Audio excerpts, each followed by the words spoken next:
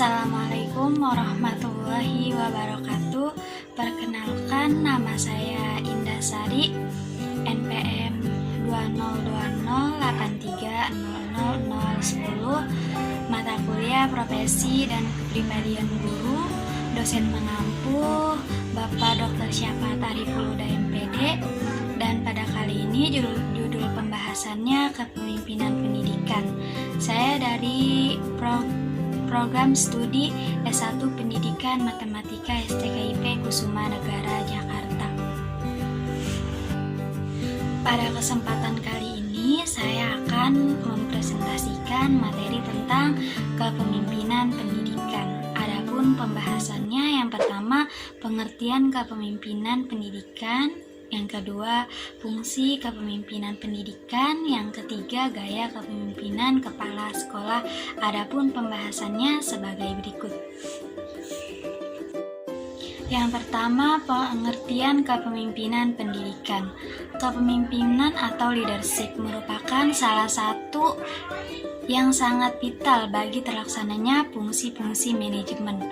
Pengertian umum kependidikan adalah kemampuan dan kesiapan yang dimiliki oleh seseorang untuk dapat mempengaruhi, mendorong, mengajak, menuntun, menggerakkan, dan kalau perlu memaksa orang atau kelompok agar menerima pengaruh tersebut dan selanjutnya berbuat sesuatu yang dapat membantu tercapainya suatu tujuan tertentu yang telah ditetapkan. Menurut Ralph M. Stockdill, kepemimpinan adalah proses mempengaruhi kegiatan-kegiatan kelompok yang diagnosis menuju kepada penentuan dan pencapaian tujuan. Sondang P. Siagian, kepemimpinan merupakan motor atau daya penggerak daripada semua sumber-sumber dan alat yang tersedia bagi suatu organisasi.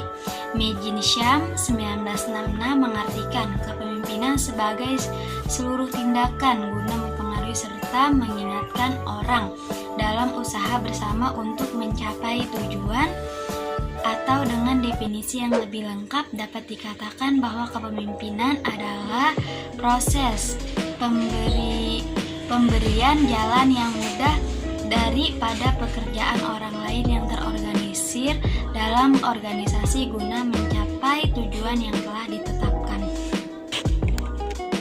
Yang selanjutnya, fungsi kepemimpinan pendidikan. Fungsi utama pemimpin pendidikan antara lain: 1. Pemimpin membantu tercapainya suatu persaudaraan, kerjasama dengan penuh rasa kebebasan. 2. Pemimpin membantu kelompok untuk mengorganisir diri, yaitu ikut serta dalam memberikan rangsangan dan bantuan kepada kelompok dan menetapkan dan menjelaskan tujuan. 3. Pemimpin membantu kelompok dalam menetapkan prosedur kerja, yaitu membantu kelompok dalam menganalisis situasi untuk kemudian menetapkan prosedur mana yang paling praktis dan efektif. 4. Pemimpin bertanggung jawab dalam mengambil keputusan bersama dengan kelompok. Pemimpin memberi kesempatan pada kelompok untuk belajar dari pengalaman. Pemimpin mempunyai tanggung jawab untuk melatih kelompok menyadari proses dan isi pekerjaan yang dilakukan dan berani menilai hasil secara jujur dan objektif. 5. Pemimpin bertanggung jawab dalam mengembangkan dan mempertahankan eksistensi organisasi. Sedangkan dari definisi berikutnya memberikan indikasi bahwa 1. Seorang pemimpin berfungsi sebagai orang yang mampu menciptakan perubahan secara efektif di dalam penampilan kelompok. 2. Seorang pemimpin berfungsi menggerakkan orang lain sehingga secara sadar orang lain tersebut mau melakukan apa yang dikehendaki oleh pemimpin. Selanjutnya, gaya kepemimpinan kepala sekolah. Sebagai pemimpin pendidikan, kepala sekolah menghadapi tantangan yang berat. Untuk itu, ia harus memiliki persiapan yang memadai.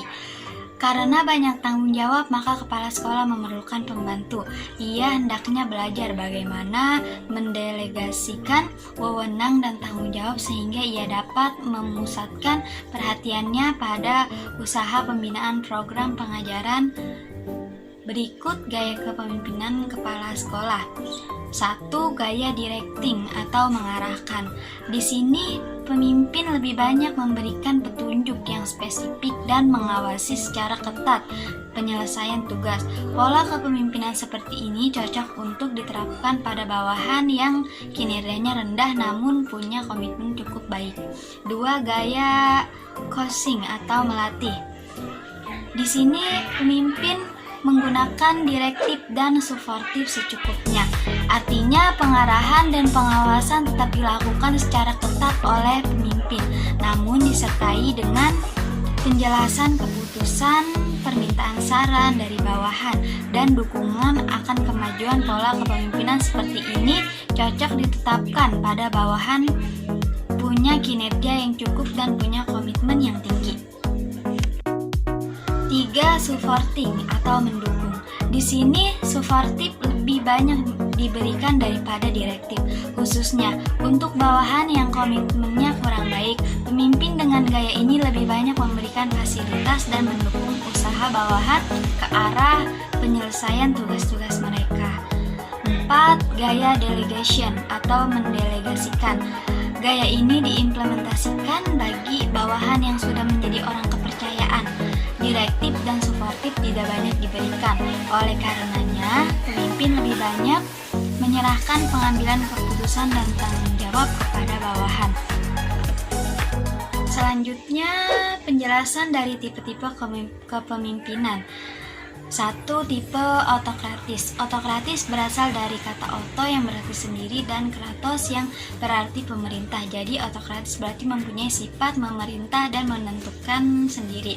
Ciri-ciri dari pemimpin autokratis itu antara lain: 1. Menganggap organisasi sebagai pemilik pribadi. 2. Mengidentifikasikan tujuan pribadi dengan tujuan organisasi.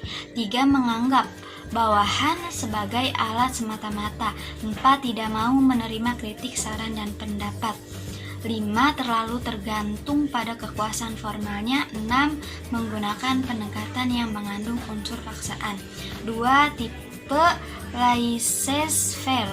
Laissez-faire jika diterjemahkan dapat diartikan sebagai biarkan saja berjalan atau tidak usah dihiraukan. Jadi mengandung sikap masa bodoh. Bentuk kepemimpinan ini merupakan kebalikan dari bentuk kepemimpinan otoriter. Pembagian tugas dan kerjasama diserahkan kepada anggota-anggota kelompoknya tanpa petunjuk atau saran-saran dari pemimpin, sehingga kekuasaan dan tanggung jawab menjadi simpang siur dan tidak terarah. Kepemimpinan seperti ini pada dasarnya kurang tepat bila dilaksanakan secara murni di lingkungan pendidikan, karena dalam hal ini setiap anggota kelompok bergerak sendiri-sendiri sehingga semua aspek manajemen tidak dapat diwujudkan dan dikembangkan. 3. Tipe demokratis. Kepemimpinan tipe ini menempatkan faktor manusia sebagai faktor utama dan terpenting dalam sebuah organisasi. Dalam kepemimpinan ini, setiap individu sebagai manusia dihargai atau dihormati eksistensi dan peranannya dalam memajukan dan mengembangkan organisasi. Oleh karena itu, perilaku dalam gaya kepemimpinan yang dominan pada tipe kepemimpinan ini adalah perilaku memberi perlindungan dan penyelamatan, perilaku memajukan dan mengembangkan organisasi serta perilaku eksekutif. 4. Pseudo-demokratis. Pseudo berarti palsu, pura-pura. Memimpin semacam ini berusaha memberikan kesan dalam penampilannya seolah-olah dia demokratis, sedangkan maksudnya adalah autokrasi, mendesakkan keinginannya secara halus. Tipe kepemimpinan pseudo-demokratis ini sering juga disebut sebagai pemimpin yang memanipulasi demokratis atau demokratisme. Berkaitan dengan ini, Kimball Wills menyebutkan bahwa cara memimpinnya tipe kepemimpinan pseudo-demokratis itu seperti diplomatic manipulation atau memanipulasi diplomatis. Jadi Pemimpin pseudo demokratis sebenarnya adalah orang otokratis tetapi pandai menutup-nutupi sifatnya dengan penampilan yang memberikan kesan seolah-olah ia demokratis. 5. Kepemimpinan birokratis. Pemimpin birokratis bekerja berdasarkan aturan, memastikan staf mereka mengikuti prosedur secara tepat. Ini adalah gaya yang sangat tepat dalam melibatkan resiko keamanan yang serius. 6. People or relation oriented leadership. Gaya kepemimpinan ini adalah kebalikan dari kepemimpinan berorientasi tugas. Pemimpin secara total berfokus pada mengorganisir, mendukung, dan mengembangkan orang di bawah kepemimpinannya. Sebuah gaya partisipatif yang cenderung mengarah pada kerja tim yang baik dan kolaborasi yang kreatif. 7. Servant leadership. Istilah ini dicetuskan oleh Robert Greenleaf di tahun 1970-an yang menggambarkan seorang pemimpin yang umumnya tidak dianggap secara formal sebagai pemimpin ketika seseorang di setiap level organisasi memimpin dengan memenuhi kebutuhan timnya. Dinamakan sebagai pemimpin yang melayani dalam banyak hal.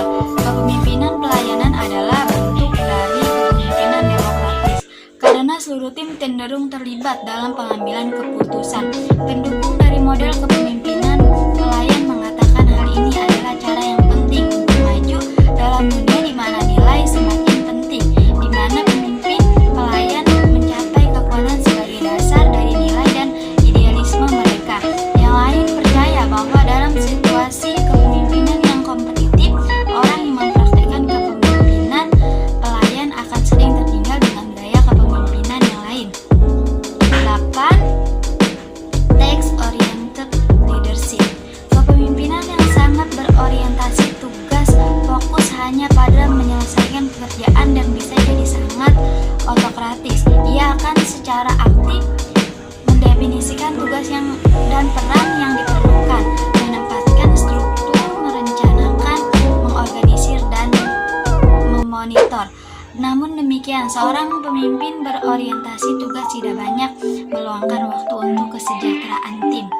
Pendekatan ini bisa mengalami banyak kelemahan yang ada pada kepemimpinan otokratis dengan kesulitan untuk memotivasi dan mempertahankan staf.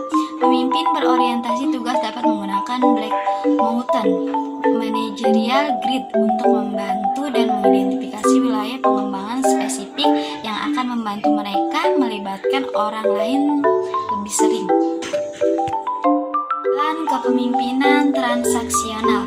Kepemimpinan transaksional adalah kepemimpinan yang menekankan pada tugas-tugas bawahan. Pemimpin adalah seorang yang menentukan pekerjaan beserta mekanismenya, sedangkan staf hanya melaksanakan tugas sesuai dengan kemampuan dan keahlian serta tugas perannya.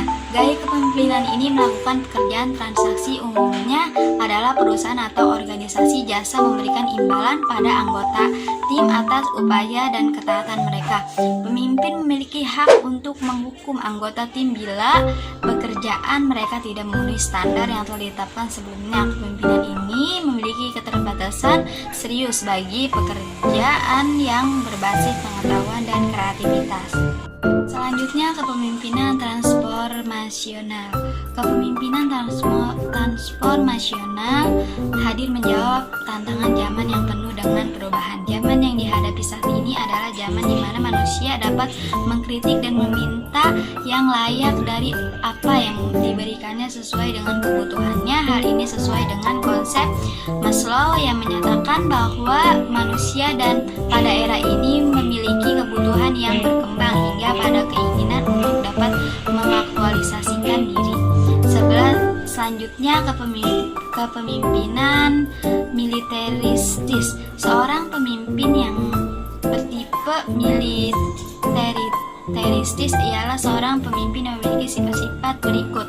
Lebih banyak memberikan perintah tergantung kepada pangkat dan jabatannya, senang pada fasilitas yang berlebih-lebihan, menuntut disiplin yang tinggi dan kaku dari bawahan, suka menerima kritikan dari bawahannya, mengemari upacara-upacara untuk berbagai keadaan.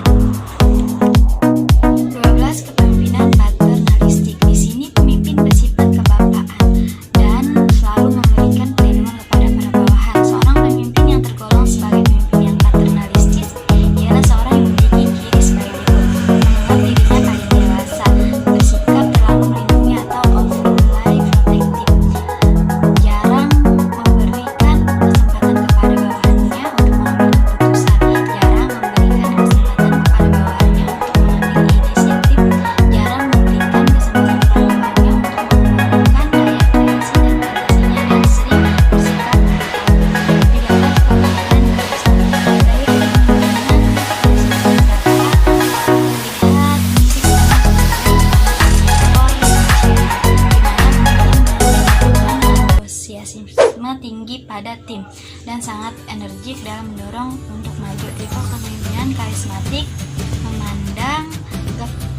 sebagai keseimbangan antara pelaksanaan tugas dan pemeliharaan hubungan dengan para bawahan. Pemeliharaan hubungan didasarkan pada hubungan relasional dan bukan berorientasi kekuasaan walaupun dia memilikinya. Nah, jadi kesimpulannya, kepemimpinan pendidikan sebagai satu kemampuan dan proses mempengaruhi, membimbing, mengkoordinir, dan menggerakkan orang-orang lain yang ada hubungan dengan pengembangan ilmu pendidikan dan pelaksanaan pendidikan dan pengajaran, agar supaya kegiatan-kegiatan yang dijalankan dapat lebih efisien dan efektif di dalam pencapaian tujuan-tujuan pendidikan dan